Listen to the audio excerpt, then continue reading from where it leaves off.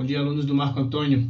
Hoje, devido ao meu celular ter quebrado, a gente vai fazer o uso da câmera do computador. A qualidade não vai ser uma das melhores, está tudo um pouco mais escuro, mas é o que dá para fazer por enquanto. Meu celular não chega. Eu tinha falado na aula passada que a gente iria postar um feedback daquilo que vocês responderam lá no formulário, e essa é a razão desse vídeo. Eu vou falar de forma mais breve possível sobre as 10 questões que a gente fez. 52 alunos conseguiram responder, e é sobre isso que eu vou estar falando, sobre as escolhas que vocês fizeram, sobre a minha sugestão sobre qual a melhor maneira da gente fazer enquanto aluno para melhorar a nossa ideia de interpretação, de leitura, hábito de leitura e etc.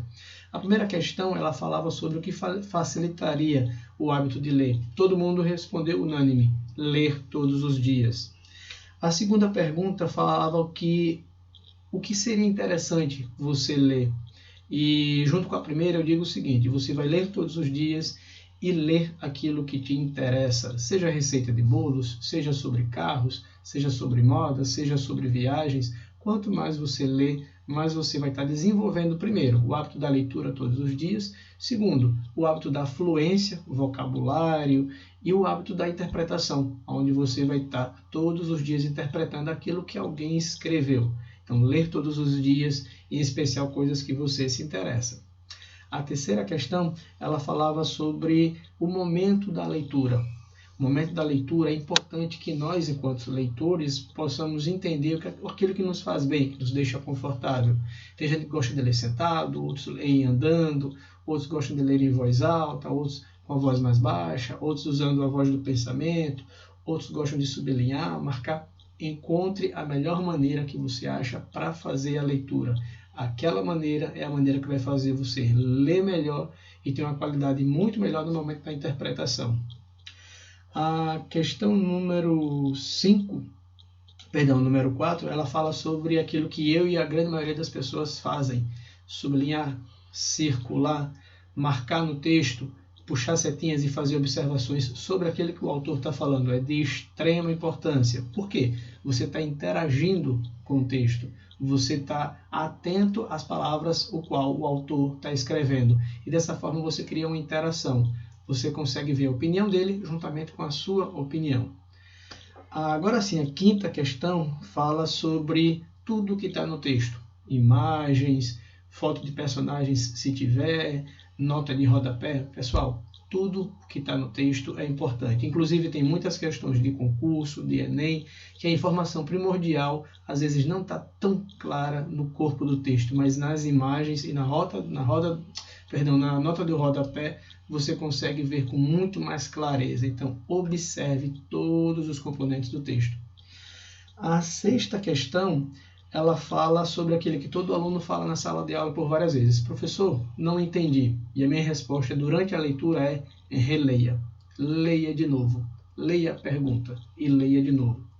Professor, mas o senhor não pode explicar? Sim, podemos, mas vamos pensar assim: a gente está em preparação para Enem, preparação para concurso, preparação para prova, e na hora da prova quem vai te ajudar? Então a gente precisa criar esse hábito de: eu não entendi, eu vou ler de novo. Eu não entendi, eu vou ler mais uma vez. Essa é uma das grandes sugestões, você aprender a reler, porque na hora de uma prova, de um concurso, você não tem ninguém lá para te explicar sobre o que está escrito ali.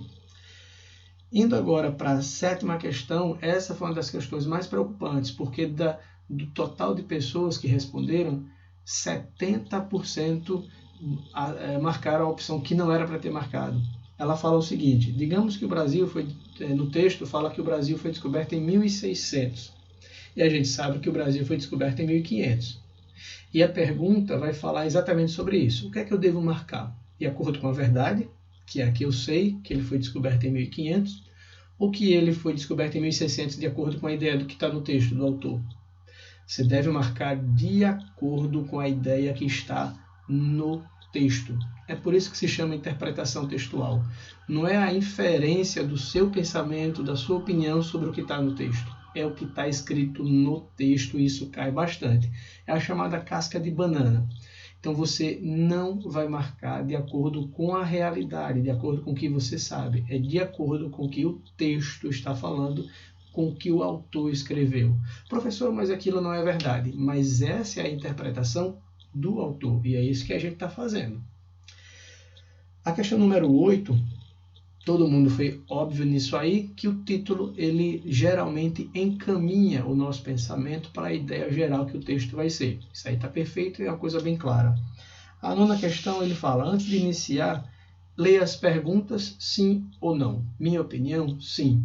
Quando você, antes de iniciar a leitura do texto, já vai olhando as perguntas, você já sabe o que está procurando naquele texto. Então, em horas de prova, em horas de Enem, em horas de concurso, vá direto para a pergunta e depois volte para o texto já para ir procurando aquilo que a pergunta está falando, está perguntando. E a última questão é se perguntar. Terminei de ler aquele texto, mentalmente eu me pergunto, esse texto está falando sobre o quê? O que foi que eu entendi dele?